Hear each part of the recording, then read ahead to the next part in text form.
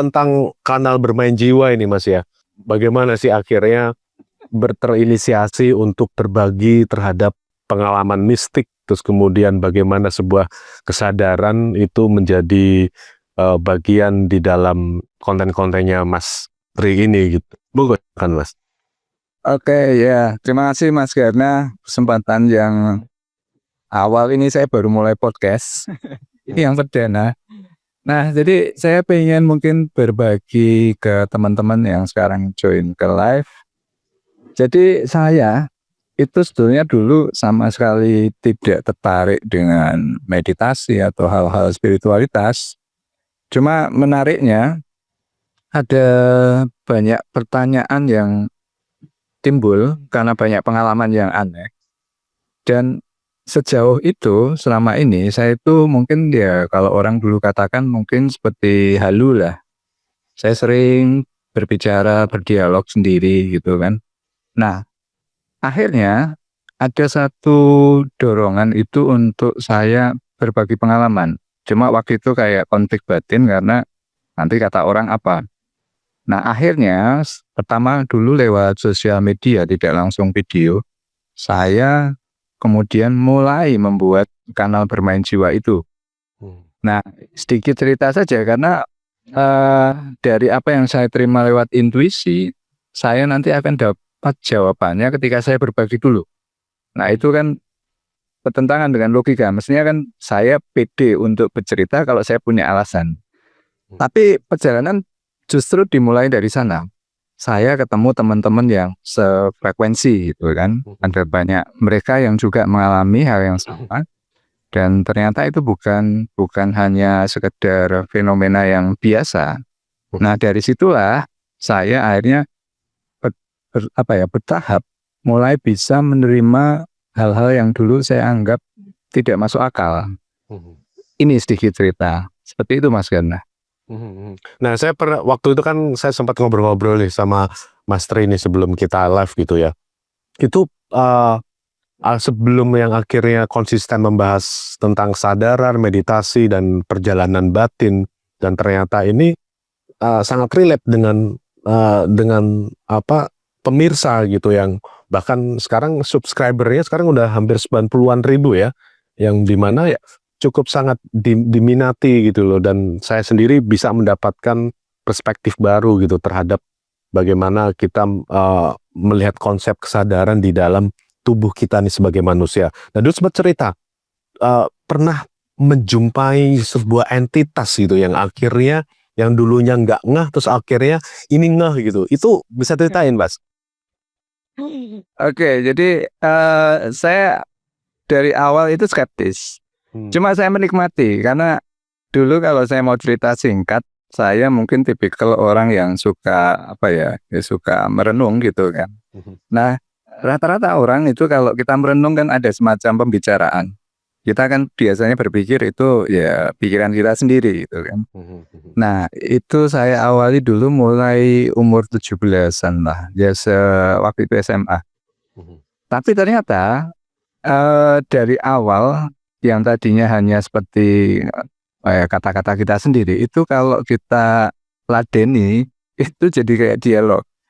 Nah, dari situ kemudian berkembang baru kemudian lebih ke visual dalam arti ya ketemu sosok-sosok gitu kan. Cuma saya tidak percaya, cuma ada banyak hal yang bisa saya dapat dari sana. Dan dari situ akhirnya sekian lama perlahan saya mulai banyak belajar.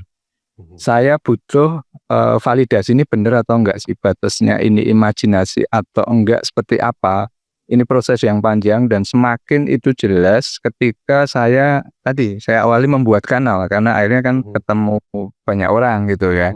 Nah, akhirnya kan saya merasa nggak sendiri, artinya fenomena ini bukan hanya 1-2 orang, tapi rata-rata orang pasti mengalami. Dan kalau itu kita gali lebih dalam, banyak hal yang istilahnya membuka wawasan apa itu sebenarnya kesadaran. Dari yang hanya pikiran biasa, ternyata pikiran kita itu ya memang seperti handphone seperti inilah, bisa connect ke banyak hal. Seperti itu gambaran singkatnya.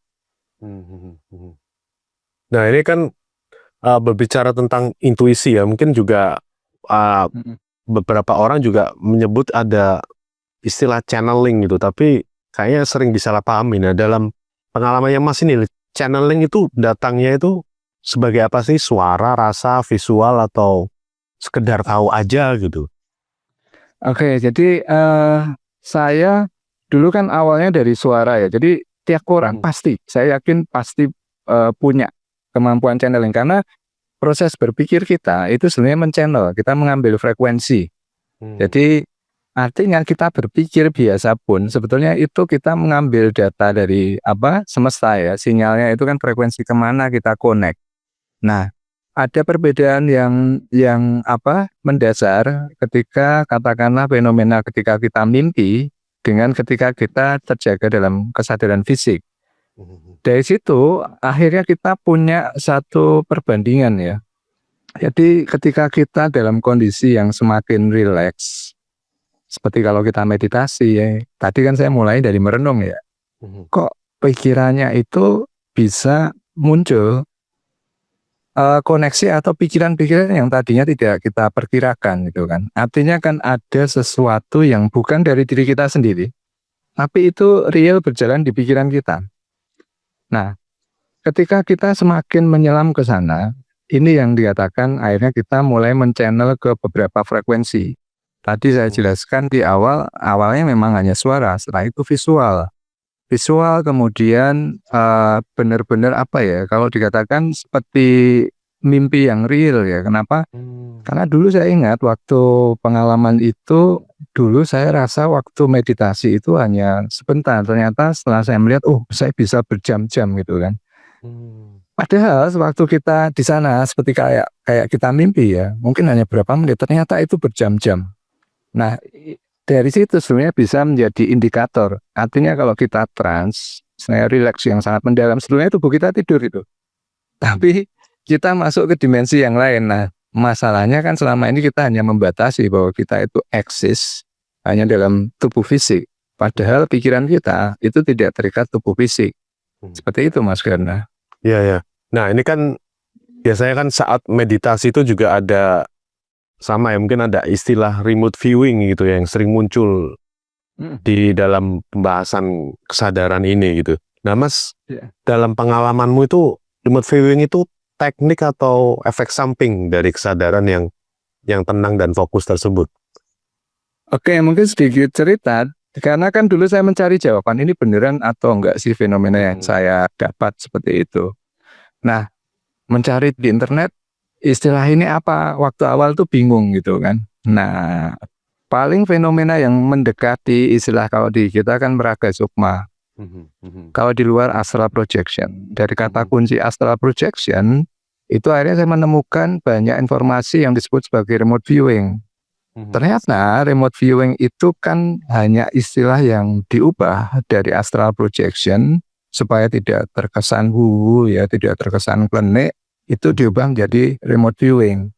Dan di sana saya mulai tertarik. Kenapa? Karena ada semacam protokol yang dipegang dari standar ilmiah ya, yang bisa memvalidasi apakah kita itu memang benar-benar mengindrai sesuatu atau hanya pikiran kita sendiri. Nah, disitulah batas bedanya antara remote viewing dan ketika kita menerawang.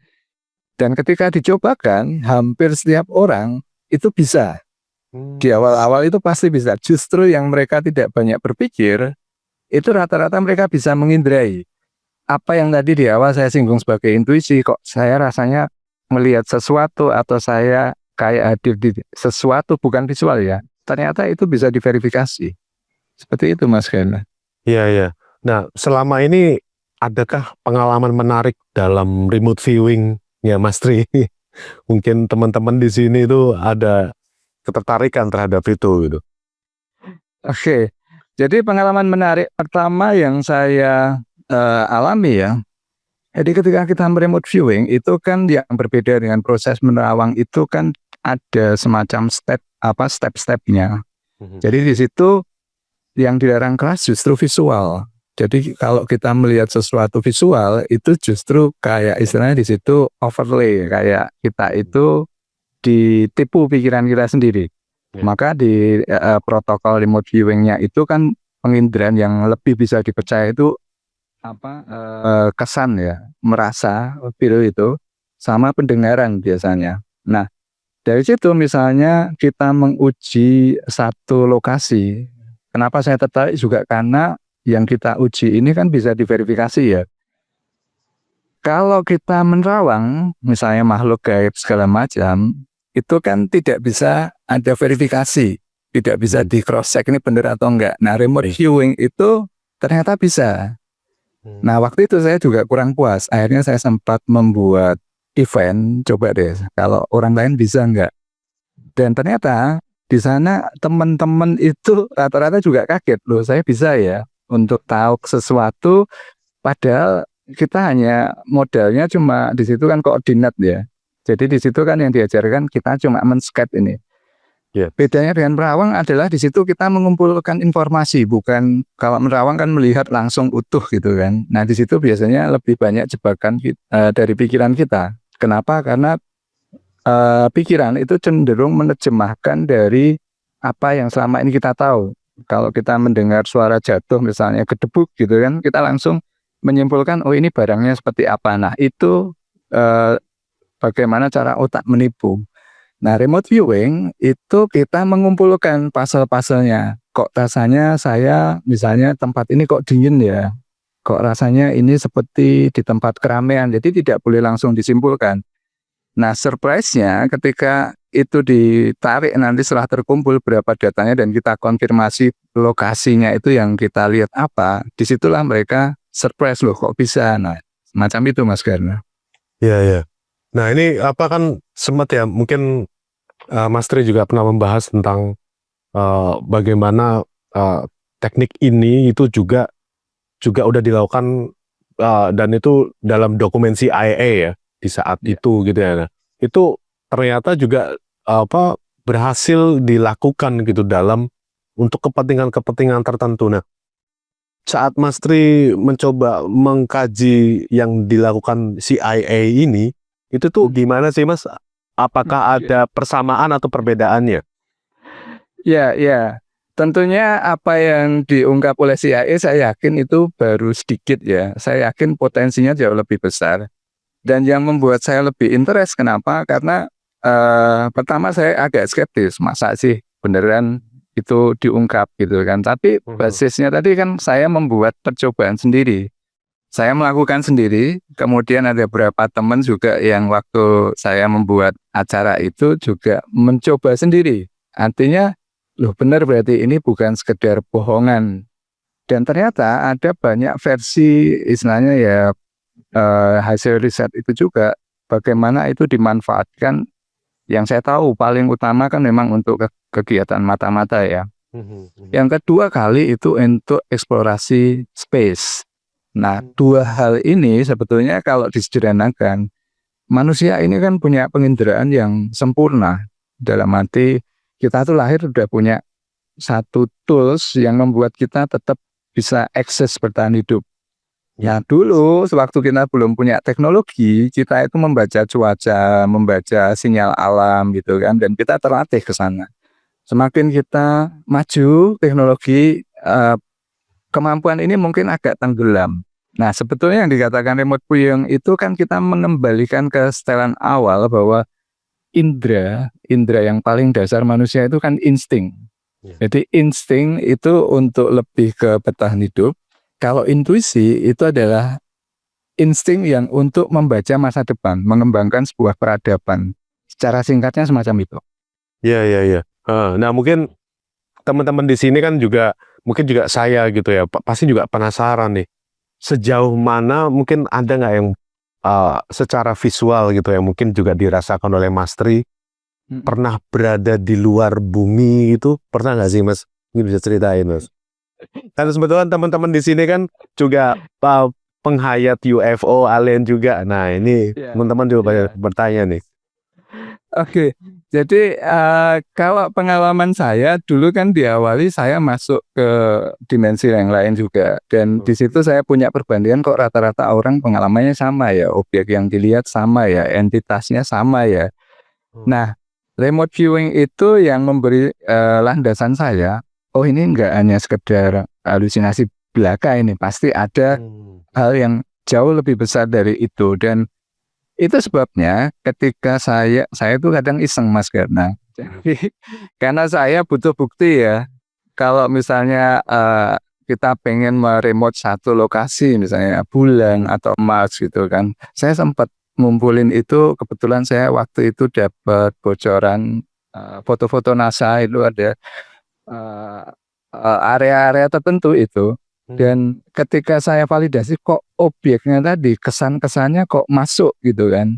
Jadi kan pertanyaan di situ kan ada beberapa foto yang saya masih simpen di komputer itu, bahwa ada semacam apa ya, kalau dari bumi mungkin itu seperti hutan atau apa, pokoknya bukan tanah belaka. Dan ternyata foto itu ada, saya sampai sekarang masih simpen. Cuma kan kita nggak bisa memverifikasi ini benar atau enggak, tapi ini objek yang tidak biasa. Nah, mungkin sebatas itu yang bisa kita kenal. Lalu kalau saya mau cerita yang menarik juga, beberapa teman itu kan juga waktu acara mencoba-coba deh, sekarang bagaimana kalau kita melihat planet lain semacam itu. Dan saya suruh memilih sesuatu yang memang benar-benar mereka tidak tahu. Nah, ada yang mencoba waktu itu mereka meremote Jupiter atau apa gitu. Dia hanya iseng saja. Dan yang surprise di situ, setelah dia coba cari di Google, setelah mereka meremote sendiri, itu baru tahu, oh ternyata di sana ada, kalau saya tidak salah, hujan apa ya, yang istilahnya kayak mineral atau apa itu kan. Dia kan kaget di situ kan, ternyata bisa ya. Walaupun tadi saya kesannya kok saya di sana seperti kehujanan, tapi kok hujannya rasanya bukan air. Nah, ini untuk gambaran ya. Jadi remote viewing itu tidak seperti kita melihat detail, tapi membuka wawasan kita bahwa ada sesuatu yang bisa kita indrai sebelum kita memiliki teknologi, dan itu bisa dialami hampir setiap orang. Seperti itu. Oke, menarik sekali. Karena memang kan ada ya, mungkin yaitu tadi yang sudah dijelasin Mas Tri. Ada yang mungkin ini dari free will kita kah? Atau ini memang seperti yang ada dalam bayangan kita? Karena kita mungkin ada di antaranya, yaitu tidak ada referensi visual tertentu, tapi ternyata ada gitu loh. Nah, oke. Dalam sepanjang pengalamannya jenengan ini, kira-kira nih, pernahkah juga kemudian di dalam sebuah astral projection itu terus kemudian bertemu dengan entitas tertentu? Ya, kebetulan nih teman-teman juga bertanya-tanya gitu, seperti apa konsep ekstraterestrial gitu. Nah, apakah itu dimensi lain, ekstraterestrial ini tuh berada di dalam dimensi kita atau apa, Mas? Ini saya cerita dari pengalaman saya ya. Jadi dulu pertama kali, ini yang sampai sekarang pun saya nggak lupa, saya ceritakan di kanal saya juga. Jadi saya baru tahu belakangan ya, setelah akhirnya melakukan berbagai riset itu. Dulu setiap kali saya punya ritual, Mas. Saya dulu nggak tahu meditasi, saya hanya kalau malam doa rutin itu kan. Dan itu saya paksa, dan kalau kita paksa kan jenuh. Nah, biasanya itu momen-momen yang agak aneh itu memang setelah doa kita yang tadinya ngantuk berat, akhirnya nggak jadi ngantuk. Itu kita nggak tahu batasan apa saya tidur atau enggak. Nah, momen pertama itu dulu saya tahunya itu ketemu sosok tuyul gitu kan. Saya yakin saya waktu itu sadar. Kenapa? Karena tiba-tiba sekarang baru saya tahu kalau ini grey alien ya. Dia di samping saya, dan ada separuh badan itu tembus tembok. Kemudian saya mikir juga, ini yang membuat saya yakin saya belum tidur. Kenapa? Saya mempertanyakan, kok bisa? Ini anak kecil dari mana? Dan itu malam-malam ya, mungkin bisa dikatakan pagi ya. Nggak mungkin ini anak kecil gitu kan. Kemudian mikir kedua, lalu ini apa gitu ya? Itu saya mulai takut, Mas. Dan di situ saya mulai itu saya ingat karena saya sampai istilahnya ngompol lah karena takut. Mulai dari situ ini berarti bukan manusia kan. Dan memang sosoknya itu saya ingat persis, kepalanya agak besar, kulitnya ya putih-putih kayak tembok keabu-abuan itu, dan hampir bisa dikatakan hidungnya sangat kecil, telinga nggak ada, matanya itu yang paling saya ingat. Nah itu pengalaman pertama dan dulu saya taunya itu tuyul. Nah setelah berikutnya mungkin di usia mungkin 10 tahun yang lalu ya saya itu mulai mencari. Baru saya tahu ada informasi yang di internet itu yang seolah-olah mengingatkan saya pada pengalaman itu. Nah, dari situ saya kemudian istilahnya memutuskan kembali, oh kalau begitu bagaimana kalau saya coba untuk kontak mereka lagi. Nah, dari sini akhirnya macam-macam Mas. Jadi kadang itu bahkan saya sangat tidak suka hal-hal yang science fiction ya. Saya tidak tahu tentang alien, tapi selalu pengalamannya itu saya ketemu entitas lain itu yang benar-benar beda-beda. Ya. Dan kalau pertanyaannya tadi, apakah dimensi itu di mana? Apakah di luar angkasa atau di mana?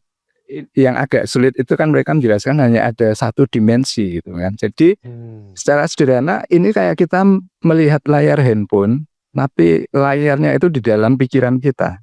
Jadi seperti layar handphone kan layernya itu hanya, kalau orang mungkin desain grafis kan tahu ya. Ada misalnya kita bikin objek, latar belakangnya apa yang berganti-ganti ya itu, dan itu hanya satu dimensi. Cuma sebatas mana kita punya kemampuan penginderaan itu yang melihat satu layar itu bisa berbeda-beda. Dalam arti misalnya saya di tempat ini, ketika indera kita getarannya lebih kuat, mungkin saya bisa menangkap objek yang tidak bisa dilihat orang umumnya. Jadi hanya satu dimensi. Jadi kita tidak melakukan perjalanan, tapi kita itu sendiri ada di dimensi yang sama. Seperti itu, Mas. Oh iya. Berarti ini apa ya, semacam apa, interdimensional space gitu ya Mas ya? Maksudnya Mungkin. iya. Ya, kalau menurut mungkin berarti yang tadi yang entitas itu yang terlihat tuyul itu, apakah itu yang mungkin yang disebut Grey yang mungkin di dalam ekstraterestrial itu Mas? Mengindikasi tanah. Saya punya keyakinan kuat setelah saya cari-cari, dan memang ada beberapa varian ya.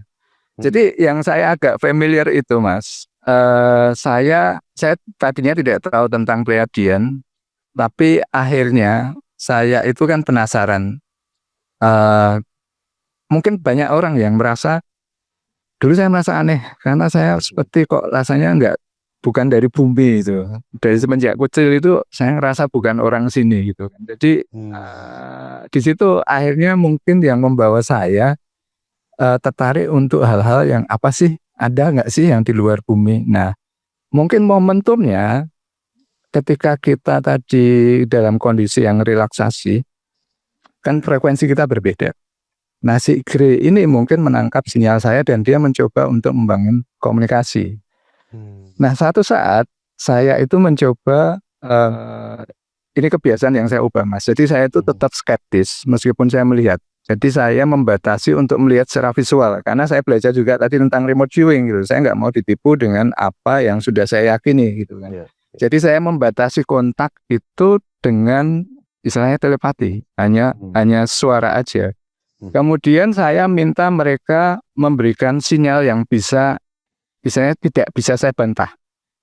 Itu yang membuat saya yakin kalau saya connect seperti apa tandanya. Nah itu mereka berikan beberapa tips ya. Jadi kalau mereka sudah kasih saya semacam kejutan listrik ya, intens ya. Jadi kalau kita kaget setengah mati itu kan kadang merinding langsung itu. Tapi ini intens. Nah itu kan nggak saya bisa replikasi secara sengaja. Artinya saya sudah masuk frekuensi mereka. Kemudian kalau saya ada anomali listrik, misalnya ada flickering di lampu saya, oh artinya sinyal saya juga sudah connect. Setelah itu biasanya saya lanjutkan dengan proses telepati. Nah satu yang menarik itu ketika mereka mencoba memberitahu dari mana mereka. Jadi waktu itu saya hanya diberi satu kata Mas. kalau nggak salah itu kan suaranya itu bukan suara kayak orang ngomong ya. Jadi suara yang muncul seperti ide di pikiran gitu kan. Iya. Mereka menyebut Taigeta gitu kan. Waktu itu saya belum jelas ini Taigeta atau Taigitele gitu kan. Saya kebetulan itu dulu bidangnya masak. Ini kok rasanya seperti istilah pasta gitu kan. Oke. Saya cari di internet itu saya bolak-balik teksnya dan akhirnya ketemu, oh ini yang disebut sebagai gugus Taigeta kalau nggak salah dari kreasi bintang Pleiades ya. Iya, heeh. Saya surprise di situ kan. Oh berarti benar tadi saya nggak tahu ini sebelumnya dan kata-kata itu pun saya harus bolak-balik karena apa yang saya bisa tangkap dengan apa yang akhirnya saya bisa temui itu kan benar-benar membuat saya kaget. Kok bisa ya? Nah di situ akhirnya saya lanjutkan proses komunikasinya seperti itu. Ya, sejauh ini Mas, mungkin setelah berhubungan dengan entitas tersebut, apa sih yang pesan yang sangat besar yang disampaikan oleh mereka, Mas, sejauh ini dengan berhubungan? Oke, jadi gini Mas, ada hal yang menarik itu tentang timeline ya, peradaban gitu kan. Jadi waktu itu saya sempat bertanya, kalau di mitologi rata-rata kan kita leluhurnya atau kita itu dulu ada leluhur yang raksasa segala macam kan. Kemudian ada mitologi yang kita itu dari bintang mana itu kan banyak. Nah saya nanya ke mereka, ini bagaimana jelaskan dengan saya secara mudah gitu kan. Iya. Nah jadi pemahaman kita kan masih waktu itu linear ya. Iya. Ketika kita masuk ke istilahnya dunia yang sistemnya energi gelombang, itu waktu ya sirkular gitu, berputar. Nah, ibaratnya dia menjelaskan kalau misalnya ada katakanlah dua kereta api ya, ada dua rel gitu kan. Misalnya yang satu ke sisi barat, yang satu keretanya berjalan ke timur. Pada momen tertentu kan pintu itu sempat connect gitu kan. Nah, itu yang dikatakan portalnya. Nah, artinya ketika dia menjelaskan ke saya, ketika kamu sedang rileks, kamu kan nggak lagi terikat fisik. Frekuensimu itu bisa masuk ke portal lain dan di situ kamu bisa masuk ke dimensi yang lain. Nah, itu kenapa dulu saya banyak mengalami fenomena. Kenapa? Karena ketika kamu dalam kondisi yang setengah tidur, setengah terjaga itu sebetulnya kamu akses ke sana. Dan ketika kamu bisa memahami hal ini, kamu akan lebih punya banyak pengetahuan tentang realitas gitu. Kenapa kamu lahir dan apa sebetulnya kehidupan itu, saya banyak belajar dari sana. Iya, iya. Nah tadi kan Mas juga sebutin, saya jadi teringat tentang past life regression yang dilakukan Dolores Cannon gitu ya, yang dimana dari klien-kliennya itu hampir ribuan itu menyebutkan kalau di antara mereka atau mungkin semua manusia itu memiliki kehidupan di masa lampau. Terus kemudian dalam past life regression itu yang dilakukan Dolores Cannon itu menyebutkan ada mereka pernah hidup di sebelum di bumi, bahkan di planet lain gitu ya. Mungkin tadi Mas Tri menyebut kalau mungkin saya punya pengalaman ini bukan dari bumi gitu Mas. Monggo Mas, tentang itu. Jadi mungkin saya sedikit cerita satu pengalaman juga. Tadi kaitannya dengan ketika bertanya dengan leluhur gitu kan. Jawaban yang waktu itu membuat saya kaget. Kalau kamu mau tahu leluhurmu, kamu bergerak waktunya ke depan. Nah, saya tanya kan, kok kan leluhur masa lalu saya? Iya, masalahnya ini kalau saya mau cerita mungkin teman-teman yang lagi ngelihat juga, kalau kalian punya pengalaman, ketika kalian mimpi, itu sebetulnya kalian mengakses timeline yang berbeda. Jadi, kenapa tadi saya dijawab, kamu harus bergerak ke masa depan, karena waktu itu, katakanlah ada peradaban yang tinggi, Mas Garna. Nah, ketika peradaban ini kolaps, sebetulnya bukan berakhir, tapi pencabangan. Makanya kan ada beberapa itu yang di video-video yang di YouTube itu kan mengatakan setiap kali kontak dengan alien saya dari masa depan itu. Jadi mereka timelinenya tetap jalan, kita pencabangan ke timeline yang berbeda. Jadi pada satu waktu kita bisa ketemu lagi, tapi tetap di timeline yang istilahnya jalannya sendiri-sendiri. Nah, artinya bahwa setiap kali kita itu melakukan pengalaman yang tadi, kita astral atau kita setengah tidur itu sebetulnya kalau kita ikuti nih, dulu kan saya hanya tertarik penasaran kan. Begitu kita mempercaya itu, otak kita kan selalu meladeni kan. Nah, itu seperti ibaratnya frekuensinya ditahan, jadi kita bisa kembali ke tempat itu lagi. Saya sedikit cerita, teman-teman dulu kan saya juga mengajarkan proyeksi astral ya. Rata-rata orang kan mengalami dalam meditasi, biasanya kalau udah rileks itu kan melihat alam yang tenang. Itu kan indikator kita sudah rileks. Tapi kemudian nanti akan melihat alam yang agak berbeda, tapi dia sendirian.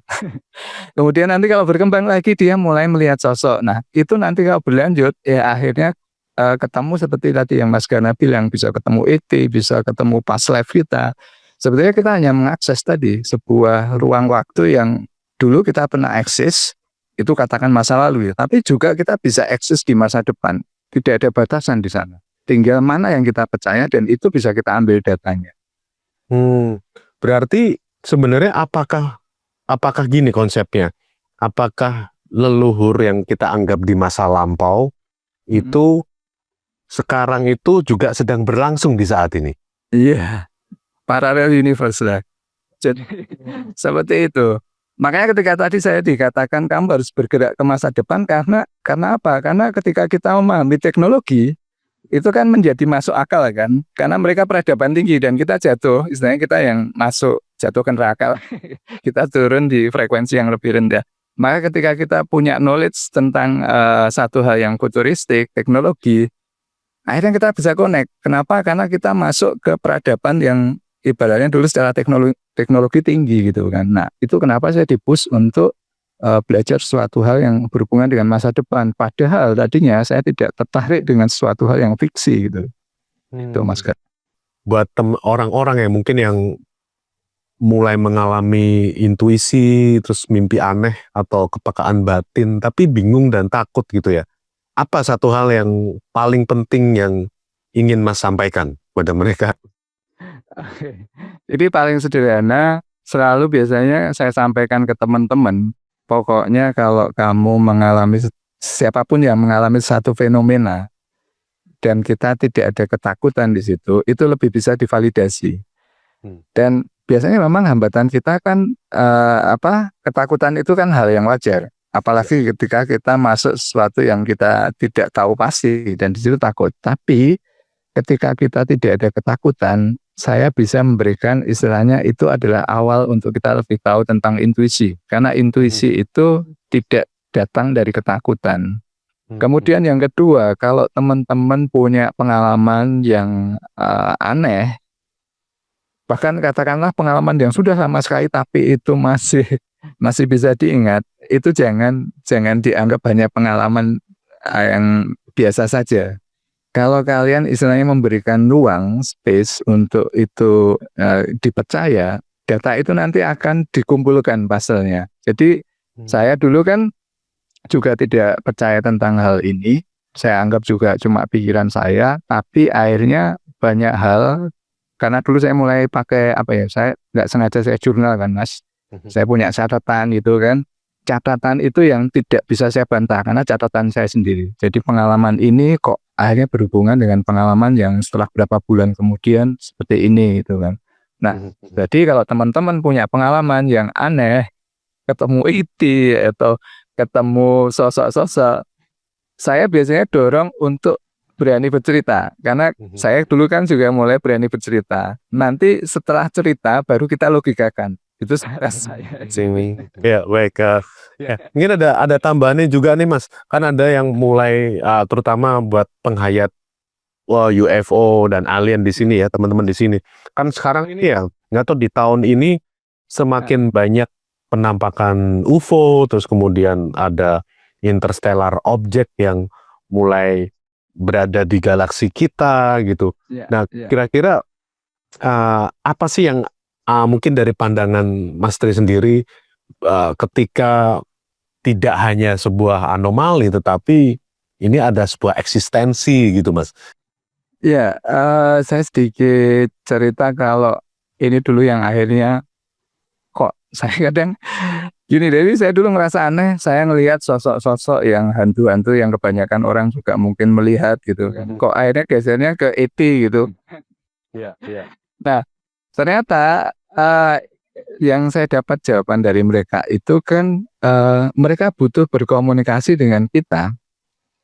Yang tadi cuma kan batasannya kita sudah punya memori dulu tentang berbagai hal-hal gaib yang menakutkan gitu kan. Makanya ketika kita mulai membuka wawasan, mereka lebih mudah berkomunikasi. Dan ibaratnya ketika sekarang ini kelihatannya kita lihat banyak pengungkapan juga. Jadi bahkan bisa dikatakan makin masif dan makin orang banyak berani bersaksi gitu kan.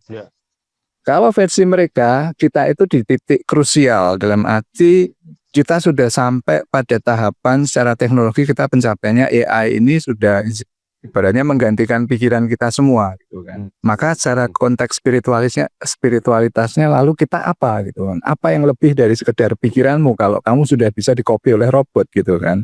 Karena ini nanti yang berhubungan dengan ibaratnya peradaban berikutnya. Istilahnya secara level kesadaran, apa yang lebih dari sekedar yang bisa dikopi oleh mesin. Kita ini adalah jiwa yang punya istilahnya lebih misi daripada itu. Nah, mereka memancing ke sana, membuka wawasan kita untuk lebih bergerak dari sisi yang lebih ke rasa ya. Karena kan semua sudah dikerjakan oleh mesin gitu kan. Dan di situ kita sekarang mungkin dalam tahapan transisi ke sana. Kalau yang saya tangkap seperti itu. Iya, ya. Berarti kembali lagi ke bagaimana kita semakin banyak mendengar intuisi kita dan bagaimana kita mulai aware dengan rasa yang ada di dalam tubuh ini ya, Mas ya. Iya, iya. Terima kasih banyak Mas Tri Handoko atas waktunya. Buat teman-teman bisa dicek di kanal Bermain Jiwa di YouTube. Baik, terima kasih banyak teman-teman yang sudah menyimak. Terima kasih Mas Tri Handoko. Sampai ketemu. Terima kasih. Sampai ketemu kembali. Nah, percakapannya. Thank you.